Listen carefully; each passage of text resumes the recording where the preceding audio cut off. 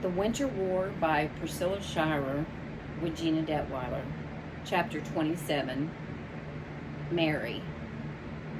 Mary sat at her desk in the Cedar Creek Recreation Center, staring at the book. It had been 4 days since Manuel had given it to her, but she hadn't yet had the nerve to open it. She knew it was silly, but she half worried that something might pop out, like a dragon or a snake or Victor. She still shuddered whenever she thought of that malevolent boy who turned out not to be a boy at all.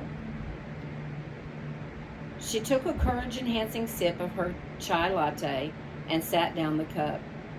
The crest, the funny-shaped symbol that looked like an N, seemed to shimmer on the cover. She gripped the edge and pulled it open. Nothing happened. She let out a breath.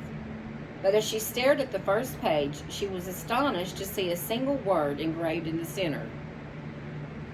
Mary. She gasped to herself, wondering how her name had gotten into Manuel's book. But then again, Mary was a common name. Maybe the original owner had been named Mary, and she had written her own name in the book long ago. But in such beautiful script? Well, that was how people wrote stuff in the olden days. Still, it was unnerving. She shut the book quickly, too nervous to turn another page. But as she stared at the shimmering crest, it seemed to rise up from the book and hover in the air right before her eyes. Wow, this is some crazy book. She blinked, wondering if she was imagining things. She was suddenly overcome with the urge to touch it, just to see if it was really there. It floated so enticingly before her eyes, rotating slowly, so real and solid, and yet unreal too. She lifted her hand, reaching toward it. Miss Stanton!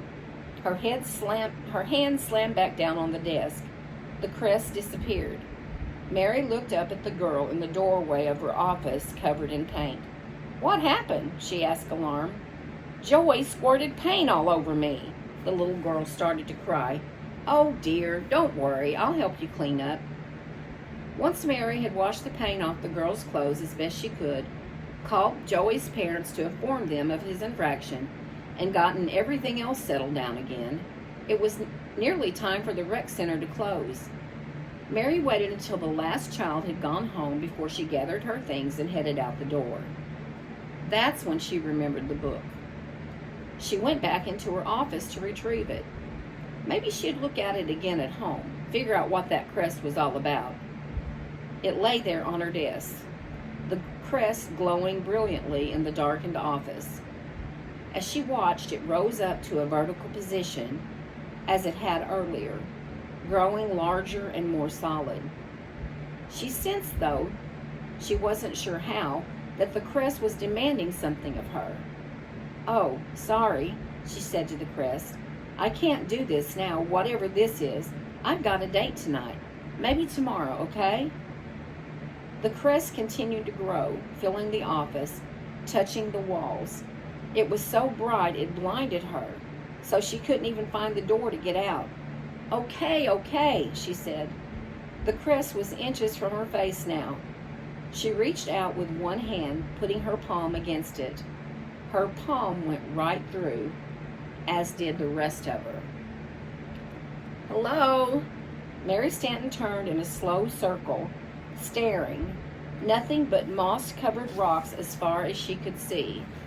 She had felt as though she had been pulled through a suction tunnel, but the sensation had been so brief it was over almost before it started. Now she stood alone on a barren field of rocks. The sky above her was inky black. It was as if she had landed on the moon.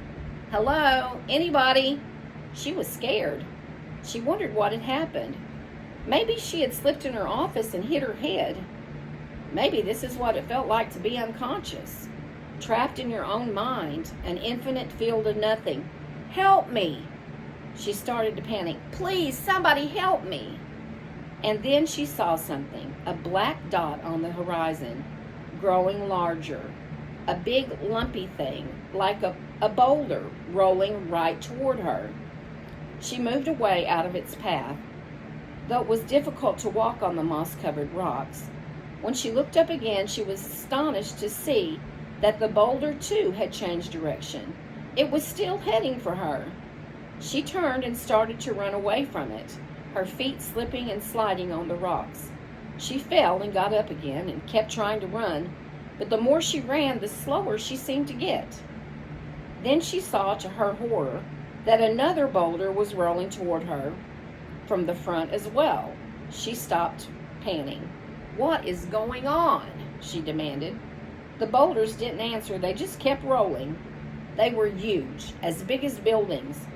She would be crushed under them. Desperate, she tried a third direction. Maybe the two boulders would slam into each other. But once again, the rolling boulders changed directions and continued to roll straight at her.